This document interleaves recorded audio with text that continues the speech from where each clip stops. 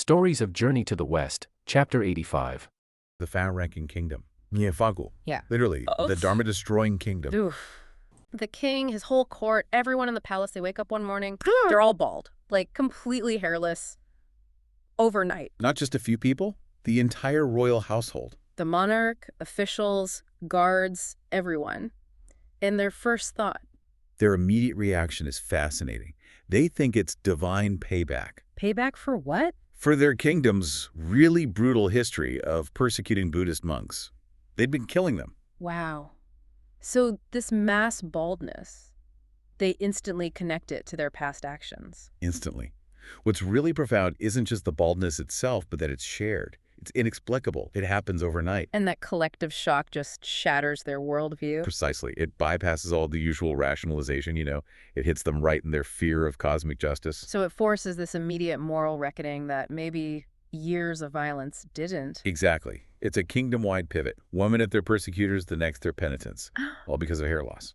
It is a pretty dramatic turnaround, but Yeah. is it, genuine change or just fear trying to appease the heavens? That's a great question. The text suggests it starts with fear, definitely.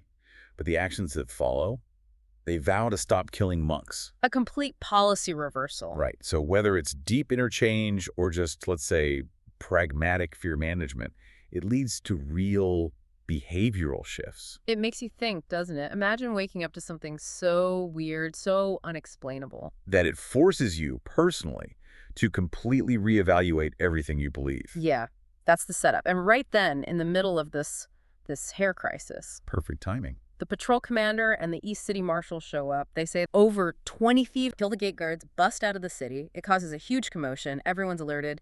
The city's military, the officials, the commander-in-chief, the cavalry, they all give chase. It gets pretty dramatic. The thieves see this huge official force bearing down on them. And they make the smart call, drop the loot and run. They abandon the cabinet, abandon the horse, and just scatter. So the officials, they don't actually catch any bandits, but they recover the stolen goods, the cabinet and the horse. It's just a cabinet and a horse. Very suspicious loot. The king's curious, obviously. He tells them to open the cabinet. And cue the chaos. The lid flies open, and boom, out jumps Zubaji. Big C himself. Yeah. Startled everyone, I bet. Totally. Then Sun Wukong helps Tang Sanzang out very calmly. The master. And Sha Wujing just brings in the luggage like it's perfectly normal. Just another Tuesday on the journey. But then Baji spots the horse, and he immediately yells at the official holding it. What does he say? He said, "The horse is mine, give it here." Huh? Classic Baji. Yeah. Bold as brass. And the poor official is so terrified he apparently just falls over. You can picture it. So this moment, it's a complete shift. Their reveal. Exactly. They're identified as holy monks from the Great Tang Dynasty, on their way to Lion Monastery in Western Heaven, Tianzu Kingdom. The sacred quest. Right. They see these figures, Tang Sanzang explains. The sheer weirdness of their arrival, then Tang Sanzang's calm explanation. It validates them. And he does have a clever explanation, doesn't he, for being in a cabinet. Oh yes, very diplomatic. He says, basically, look, we knew you guys were killing monks. So I disguised myself as a layperson. Borrowed a room at an inn, hid in this cabinet just to be safe. And then some actual thieves stole the cabinet with me inside. Which led to us being caught and brought here. Quite the story. Plausible enough in this world, I guess. So what happens then? The king must be stunned. He is, and he confesses. He admits his vow killing 10,000 monks. Because one monk had slandered him. That was the reason. That was his justification, yes. But now, seeing these monks and seeing himself bald, his officials bald, his consorts bald. The shared experience again. It hits home. He and everyone else, they actually beg to become disciples of Tang Sanzang. Wow. From executioner to wanting to be a follower. That's huge. It's a total 180. And right then, who pipes up? Let me guess. Zubaji. You got it. Always practical. He asks about a welcome gift. Haha. Probably thinking about his stomach. Almost certainly.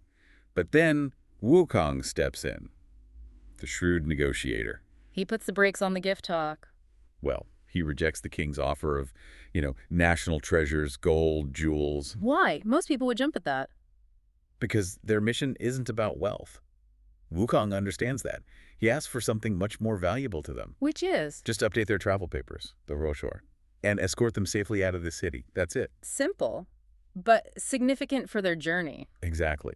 And in return, he promises the kingdom lasting stability, prosperity, long life for the ruler. Trading earthly treasure for spiritual progress and a blessing. It really highlights their priorities, doesn't it? Yeah. Freedom to continue the quest matters more than anything material. Okay, that's settled. But then the king does something else quite striking. Yes. He asks Tang Senzang to rename the country. Rename the entire kingdom. That's a big gesture. Huge. But Wukong jumps in again. Ever the strategist. What does he say this time? He points out the current name. The far-ranking kingdom. Niefagu. Yeah. Literally, the Dharma-destroying kingdom. Oof. Ah, inauspicious. Especially given their recent history. Exactly. So Wukong suggests Fog, reverend, kingdom, Kinfagwo, adding Kin, meaning reverend. Locked reverent kingdom. Much better vibe. And he promises this name change will bring peace, good weather. Wow. That's some serious linguistic and spiritual diplomacy right there. The power of a single character expertly applied. Masterclass. So they leave this newly renamed, newly penitent kingdom. Yeah, pretty good, understandably. Diplomatic win, kingdom transformed. But the journey isn't over. Not by a long shot. Soon they see it. A huge, forbidding mountain looms ahead. And the mood shifts. Instantly. Tang Senzang feels it immediately. He senses a ominous energy. A bad vibe. Sees violent clouds swirling. He feels physically numb. His spirit is uneasy. It's not just seeing a mountain, it's a deep internal dread. Right. It feels like the dread is coming from him as much as from the landscape. But Sun Wukong, he's calmer, offers some philosophy. What does he do? He reminds Tang Senzang about the Heart Sutra, the Siyok, that Master Ruchel taught them way back. Ah, the core teachings. And he specifically recites that 4-line verse. Maybe you remember it. Something about Spirit Mountain being in your heart. Exactly. Buddha is in Spirit Mountain, no need to seek far. Spirit Mountain is in your heart. Everyone has a Spirit Mountain pagoda. Good to cultivate under the Spirit Mountain pagoda. So Wukong's basically saying, Master, the real challenge isn't out there. It's in here. The fear itself is the obstacle. It makes the journey longer. Precisely. Wukong's point is that all the scriptures, all the teachings, they ultimately point inward. Cultivate the mind. Sincerity leads to enlightenment. Fear just trips you up. Right, which raises that big question, How much of what we see as external problems are really just reflections of our own internal state, our fears made solid. Yeah. The mountain is definitely real and dangerous. But Tang Senzang's fear makes it seem even worse, almost insurmountable. And the description of the place really backs that up. It gets intense. Oh, it does. Craggy peaks, wolves, tigers, winding paths, standard scary mountain stuff, maybe. But then it gets weirder. A sudden unnatural wind kicks up. Not just a storm wind, something off. Followed by this thick, disorienting fog, blots out the sun, everything goes quiet, spooky. It's fantastic atmospheric writing. Builds that dread layer by layer. And you see the contrast again. Tang Senzang is terrified. Wukong first is like, okay, wind, fog, natural stuff. But then he realizes. Yeah, his perception kicks in. He senses this isn't just weather, there's something else here. Something demonic, perhaps. Something more than just a physical challenge. Which leads him to scout ahead to figure out what they're really facing. He spots this strange wind, some fog. Something's off. So naturally, he zooms up into the sky to get a better look. And using those famous fiery golden eyes, he spots a demon just sitting by a cliff. And the description is pretty intense. It says, bright, patterned, vibrant, but also arrogant and powerful spirited. You get this real sense of menace. It mentions firm teeth, like steel drills. Wow. And sharp claws hidden like jade hooks. The text really amps up the fear factor. Golden round eyes scare beasts, and silver whiskers bristling make ghosts and gods tremble. And it's not just sitting there, right? It's wildly roaring, showing off its power, and using its cleverness to, like, spray out this fog and wind. And what's really fascinating right from the start is Monkey King's reaction, his strategy. He has this little secret smile because he instantly knows this isn't real weather. It's the demon making it happen. He actually thinks about just, whacking the demon right then. Bam, done. Yeah. But he dismisses it, calls it like smashing garlic, too easy. He actually worries it would ruin his reputation, basically, make him look less heroic. Ah, okay. So he wants a bit more drama. Exactly. He figures a big rescue, after someone gets caught, that plays better for his fame, which raises that classic question about him, doesn't it? Is his heroic spirit, his getting a bit tangled up with his ego, his desire for glory? That's such a key tension with him. So, okay, knowing that, he needs bait. And who better than Pigsy? He knows Pigsy loves food, maybe a bit lazy, so he cooks up this plan. It's pretty cunning. He goes back to Tang Monk and just casually says, "Oh, it's all clear now. No wind, no fog." Smooth. And when Tang Monk asks what caused it, Monkey King just lies. Says he misjudged. He invents this story about a nearby village. Good-hearted people, apparently, and they're tired. Steaming white rice and buns for monks. Says the fog was just steam from the cooking pots. A sign of good deeds. It's brilliant because it hits Pigsy right where he lives, right in his weaknesses. His gullibility, sure, but mostly that bottomless appetite. You see him just light up. He immediately believes it, pulls Monkey King aside, asking, "Hey, did you already eat?"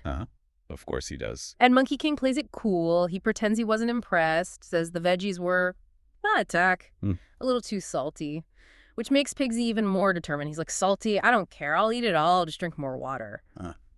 That craving just makes him the perfect target for this whole setup. Our desires really can blind us, can't they? Totally. He's practically walking into it himself. So Pigsy, now obsessed with this non-existent meal, goes to Tang Monk. But he's clever, too, in his own way. He suggests, "Oh, maybe I should find some nice grass for the horse first." Yeah. Wouldn't want to bother the villagers right away. Make himself look diligent. Then he'll go beg for alms for everyone. Right, making it seem like a secondary thought almost. Tang Monk buys it. Thinks Pigsy's being really considerate. Sends him off. But Monkey King, he can't resist one last little jab. He tells Pigsy, "Oh, by the way, they only serve the handsome ones, not the ugly ones." Which, of course, prompts Pigsy to use his transformations. Yeah. His... Yeah, and the transformation itself tells you something. He becomes a short, thin monk. Okay, fine. But he's tapping a wooden fish and humming, which isn't scripture at all. It's like a children's learning chant. It just perfectly underlines how little real spiritual depth he has at this moment, despite the monk disguise. It's all show. He's just focused on the food. So off he goes, humming his little chant, completely oblivious. Meanwhile, the actual demon, it's been busy. It set up a trap, a circle formation, right on the main road, just waiting. And poor Pigsy, dreaming of steamed buns, walks, it doesn't take long, he walks right into the middle of it, bam, surrounded by little demons. And he still thinks he's in the village. I know. He cheerfully tells them, "Hey, I'm here to eat the vegetarian meal." The irony is just chef's kiss. Oh, it's thick enough to cut with a knife. And then reality hits. Hard. The demons just correct him, totally chill about it. You don't seem to know. We specialize in eating monks here. They explain they're enlightened demon immortals from the mountains, and their whole deal is, specifically catching monks like you, taking them home, and steaming them to eat. Oof. Imagine that penny dropping. 1 minute you're thinking about buns, the next you are the bun. Exactly. He goes from guest to main course in about 5 seconds. A really harsh lesson about where unchecked desire can lead you. So naturally, Pigsy panics. And who does he blame? Monkey King, of course. Yep. Starts calling him the stable keeper. Yeah. That old insult from heaven. Calls him truly lazy and treacherous. And in his terror, the disguise drops. He pulls out his massive rake, reveals his true pig form, and just starts swinging wildly at the little demons. Which sends them scrambling back to their boss, the main demon. They describe him, long snout, big ears, his mane. So the old demon king comes out for a look, and the text gives us another great description, this time of Pigsy's true form.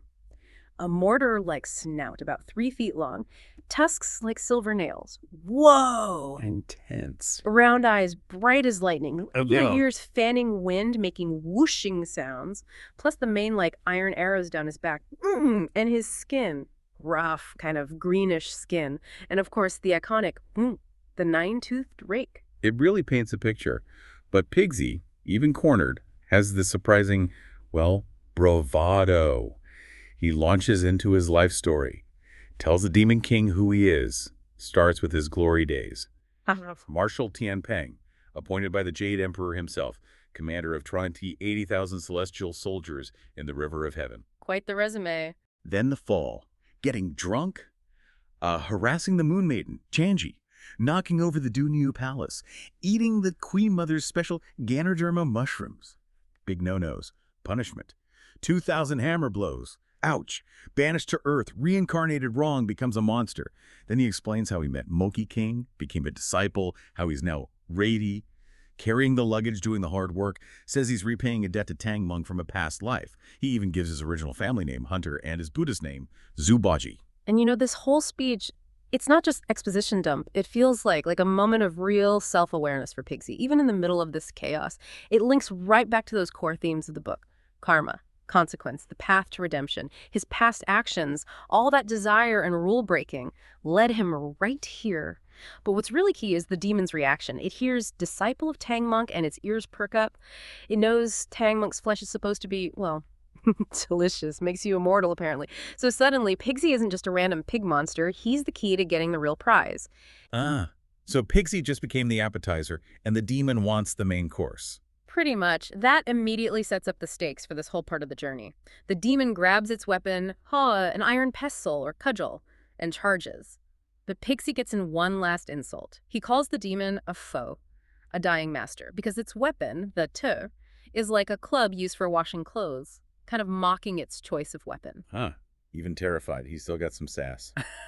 Okay, so the fight is on, and this description sounds epic. Pigsy's rake versus the demon's cudgel. The text talks about Tuka using techniques that roll up fierce winds, and Tuka, the cudgel moving cleverly, unleashing sudden rains. It's elemental. It really is. A clash between this two, an unknown fierce monster blocking their path, and Tuka, the sinful martial Kimpeng who's now trying to protect his master. The imagery is fantastic. The cudgel is like a python striking from a deep pool. The rake is like a dragon bursting from a pond. Wow. You can almost hear it. Their shouts shake the mountains and rivers. Their roars even startle the underworld. It's a proper full-on battle. But even though Pigsy holds his own for a bit, showing some of that old martial Tianpeng skill, the little demons start to swarm him. Things are looking tough. Monkey King's son Wukong pulls out a hair, makes a clone of himself to stay with Tang Monk and Sandy. Meanwhile, his real self sneaks off to check on Pigsy. So it's like this constant managed paranoia. He's covering all the angles, even if it means a little deception within the team. It really shows his leadership style. Trust, but verify, maybe. He's always thinking a few steps ahead. And Pigsy, poor Pigsy, he walks right into trouble, doesn't he? The sources say he gets overwhelmed by these monsters, gradually unable to resist. You can almost picture him panicking. You can. His usual bravado just sort of melts away, but then Monkey King steps in, but not like directly at first. Right, it's subtle. Very subtle. He just appears, lets out this massive shout. The text calls it a Li Shenggo Jiao, like a huge roar. Pigsy, hold on!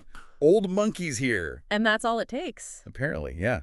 Pigsy hears it, gets a second wind, and suddenly starts fighting fiercely again. The demons, they back off. Monkey King didn't even have to get his hands dirty, really. Saves energy, boosts his ally, tests the enemy. It's actually brilliant, like psychological warfare, as you said. Definitely. And the aftermath is pretty funny, very typical of them. Pigsy stumbles back, totally worn out, complaining to Tang Monk about the trick, about the substitute Wukong used. And Monkey King just plays dumb. Totally. Well, me, I was right here. Only later does he kind of admit, oh yeah, there were maybe a couple of small demons, but they dared not provoke us. Very downplayed. And right after that, Wukong uses the moment. He appoints Pigsy as the path-opening general for the next stretch. So it's not just a random job title. Yeah, it's a challenge. A test of courage after Pigsy's near miss, pushing him to step up. And Pigsy's response is classic. He comes out with that saying, you highlighted this. When a young master attends a banquet, he's either drunk or full. When a brave warrior faces battle, he either dies or gets injured. It's such a Pigsy line, isn't it? It really is. It's funny, but there's something else there too, like this weird mix of cowardice and almost profound wisdom. What do you make of that? Is it just fear or something more? I think it's more. It's kind of cynical, maybe. A pragmatic acceptance of the danger. He knows the stakes. It's not just a joke. It's how he sees their whole situation, perhaps. A worldview, like you said earlier. Yeah, a dark humor, maybe. Okay, so while they're dealing with their issues, let's switch scenes.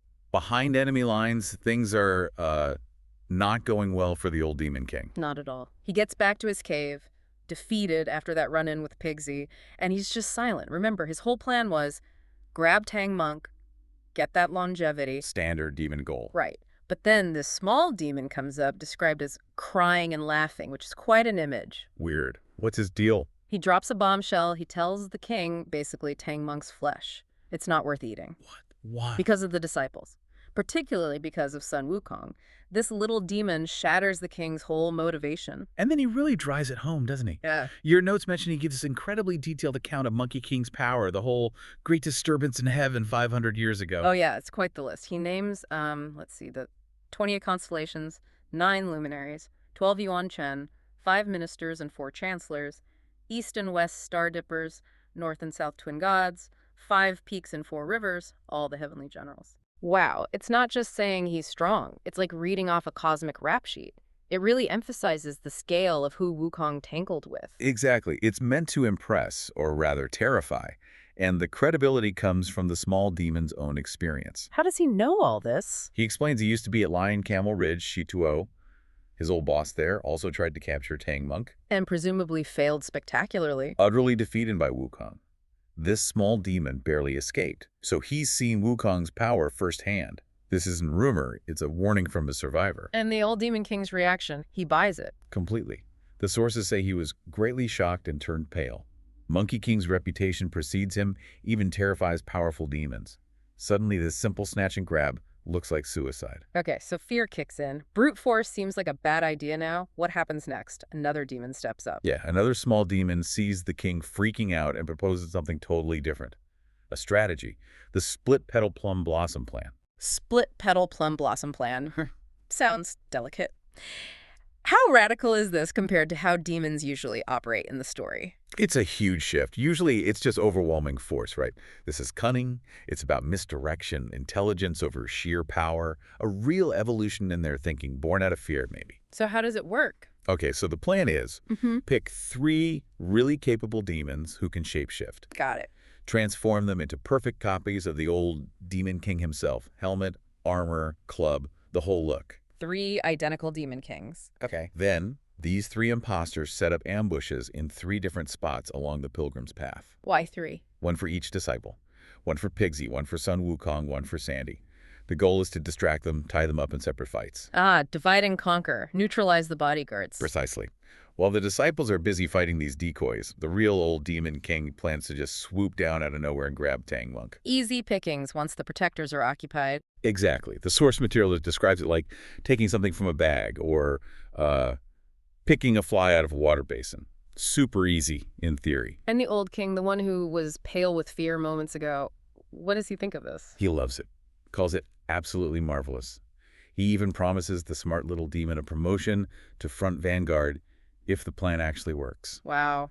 Desperation breeds innovation, I guess. It seems so. Yeah. And the 3 chosen demons, they transform immediately and get into position, waiting for the pilgrims. The trap is set. Tang Monk, traveling along, Yeah. seems peaceful enough. For a moment, anyway. In this world, peace is often just a prelude. Huh, too true.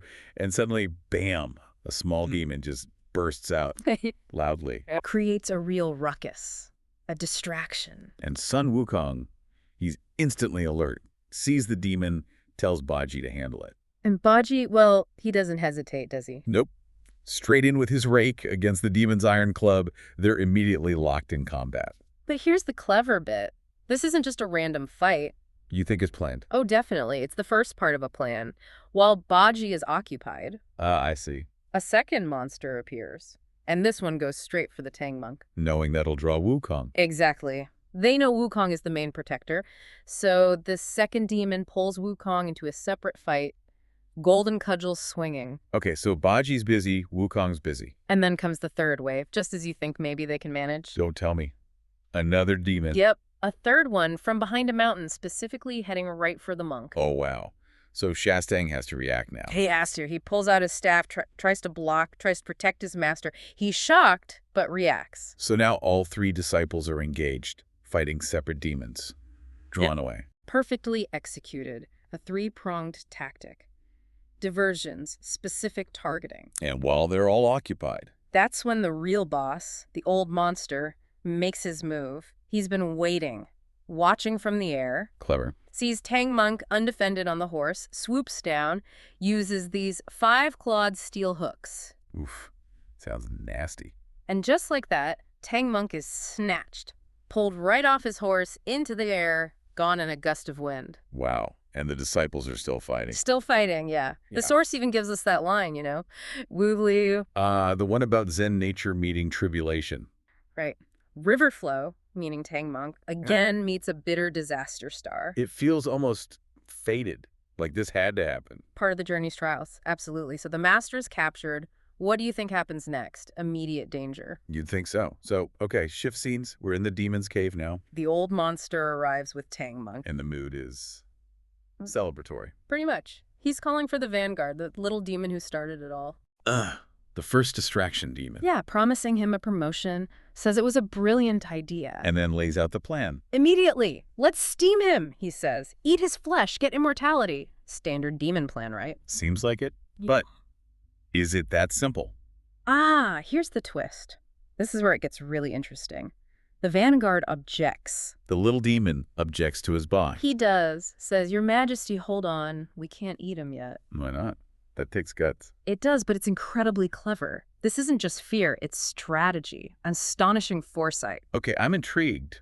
What's his reasoning? Is he worried about the other disciples? Not really Baji or Shasang. His real fear is son Wukong. Ah, monkey. Makes sense. He even uses this specific word, Jaya. Wadu means like Mm. poisonous, fierce, vicious. Captures Wukong perfectly when he's really angry. So what does he think Wukong will do? Get this. He predicts that if Wukong finds out they've eaten the monk, Yeah. he won't even bother fighting them directly. He'll just ram his golden cudgel straight into the mountain, pierce a hole right through, and just overturn the entire thing, destroy their whole lair, everything. Whoa. Blah. Quite specific. And terrifyingly plausible for Wukong. Exactly. It shows this vanguard understands Wukong's power and his potential for absolute destruction, not just his fighting skill. That's amazing intelligence for a minor demon. Totally. Totally changes how you see them. It really does. They're not just mindless monsters. So if eating him immediately is too risky, what's the Vanguard's brilliant alternative plan? Deception. Pure deception. He says, take Tang Monk to the back garden, Okay. tie him to a tree, and here's the key part. Don't feed him. For 2 or 3 days. Why? What's the point of starving him? 2 reasons, according to the Vanguard. First, he says it's to make Tang Monk clean inside, like fasting for purification. Okay. A bit strange, but maybe ritualistic? Maybe. But the second reason is pure strategical. It's to fool the disciples. Also. The idea is Wukong and the others will search and search. But after a few days of finding nothing. They might think he's gone for good. Maybe fell off a cliff or just lost. Precisely. They'll eventually give up, assume the worst, and leave the area. And then the demons can. Then they can enjoy him freely without worrying about Wukong bringing the mountain down on their heads. Wow. That is cunning. Playing the long game. The old monster loves it, calls it a brilliant idea. So they do it. Tie him up in the garden. Yep. Tied to a tree with a rope. It's not just about capture anymore. It's psychological warfare, almost. A strategic waiting game. Okay, so let's picture Tang Monk now. Tied up, helpless. Yeah. Probably not taking it well. Not at all. The text says he immediately starts crying. Total despair. Lamenting his fate. Yeah, calling out for his disciples. Oh, disciples, you're out there fighting and I'm captured here. When will I see you again? This pain is killing me. That sort of thing. Heartbreaking. Just utter hopelessness. But then he hears someone else. Someone else tied up. Exactly. A voice calls out from another tree nearby. It's a woodcutter. A woodcutter. What's he doing there? Captured, too. Says he was caught 3 days ago by the same demons, and he's also scheduled to be eaten. Oh, man. Misery loves company, I guess. What do they talk about? This conversation is just, wow. It's the real core of this passage, emotionally and philosophically. How does it start? Tang Monk is weeping, saying his main regret is that his death won't be clean. Clean. What does he mean by that? Well, the woodcutter asks the same thing. He's confused. Says, you're a monk, right? No parents depending on you, no wife. How can your death be unclean? It's a fair question. So what's Tang Monk's answer? Why isn't it clean? It's about his mission, his immense responsibility. He explains he was sent by the Tang Emperor. Right, to get the scriptures from the West. Exactly. But why? To save souls. Specifically, to transcend countless wandering souls without masters back in Sheng'an in the city of wronged death. So his death means... Failure. Total failure. Failing his emperor, failing the people, failing all those countless souls waiting for salvation. His entire journey, his whole effort, as he says, would turn to dust. That makes his death cosmically unclean then. Yeah. A mission unfulfilled. Precisely. It's a huge weight. But then the woodcutter responds. Does he understand? He understands the weight of duty, definitely, but he says his death is even more tragic. How could it be more tragic than failing to save millions of souls? Because it's personal. Deeply personal. He cries, explaining he's the only one supporting his mother. She's 83. His father died young. Oh no. If he dies, there's no one. No one to bury him, sure, but crucially, no one to care for his elderly mother. She'll be left alone. That's a different kind of devastation, isn't Oh. it? Just as profound, in its own way. Absolutely. One is about a vast, imperial spiritual duty. The other is about the most fundamental filial duty. And the text captures that shared pain. Beautifully. That line, tearful eyes, behold tearful eyes, heartbroken people bid farewell to heartbroken people. Yes, it just perfectly shows their shared humanity and suffering, despite their very different lives and burdens. Is there a specific message there? Oh, very much so. The text spells it out. It says something like, Xiuhu, yuhu.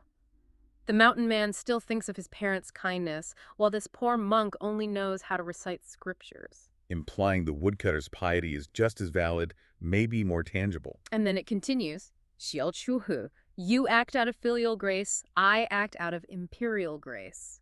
Ah, there it is. You act out of filial grace, I act out of imperial grace. So the source of the duty is different personal love versus imperial command, but the principle of duty, of sacrifice, of the grief of failure, it's the same. Exactly the same. It really levels the playing field, doesn't it? It forces you to ask, what makes a life or a death meaningful? Is it the grand scale or the personal commitment? That's really profound, found in a conversation between two prisoners waiting to be eaten. Classic Journey to the West. Deep wisdom in unexpected places. Okay, so while Tang Monk is having this incredibly deep, albeit depressing, conversation, what about Wukong? Where did we leave him? He just defeated the demon that was specifically sent to distract him. Right, so he heads back. Immediately. Rushes back to the path where he left his master and the others. And finds nothing. Worse than nothing. He finds the white horse, standing there riderless. And the luggage?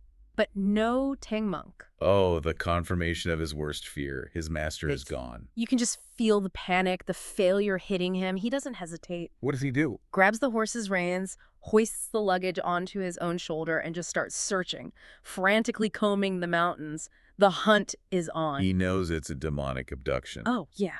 And the text ends this segment with another one of those poignant lines. Let me guess. Yeah, Underscores the difficulty. perfectly. And a river flow Tang monk who encounters tribulation specifically meets tribulation. The great sage son Wukong, who subdues demons, also encounters a demon.